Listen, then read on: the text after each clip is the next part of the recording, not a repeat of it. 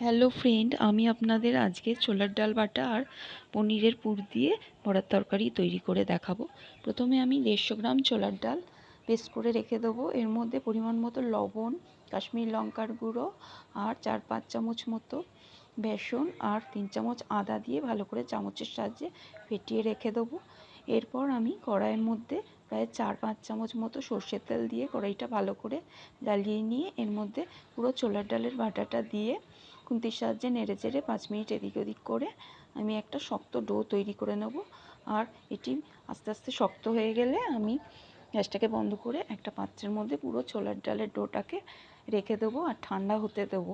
যতক্ষণ এটা ঠান্ডা হতে থাকবে আমি অন্য একটি পাত্রের মধ্যে 150 গ্রাম পনির নিয়ে একটা গ্রেটারের সাহায্যে কুড়িয়ে রাখবো। এই কুড়িয়ে রাখা পনিরের মধ্যে পরিমাণ মতো সামান্য লবণ আর কাশ্মীর লঙ্কার গুঁড়ো দিয়ে ভালো করে হাতের সাহায্যে মিশিয়ে নিয়ে একটি পুর তৈরি করব।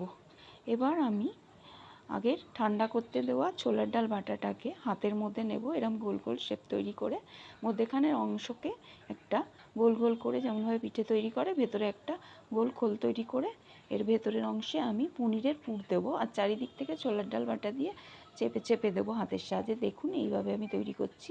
এক একটি ডিমের মতো শেপের বড়া তৈরি করব। আস্তে আস্তে সবকটা বড়া তৈরি করে ফেলব। এবার বড়াগুলো আস্তে আস্তে সব তৈরি করা হয়ে গেলে আমি একটি কড়াইয়ের মধ্যে পরিমাণ মতো সর্ষের তেল দিয়ে গরমে দেবো আর 4-5টা করে বড়া দিয়ে লাল করে ভেজে নেব। সব বড়াগুলো তৈরি করা হয়ে গেলে আমি একটি পাত্রের মধ্যে তুলে রেখে একটু সামান্য তেল দিয়ে জিরে তেজপাতা ফোড়ন দেব। আস্তে করে দেবো গ্যাসটা।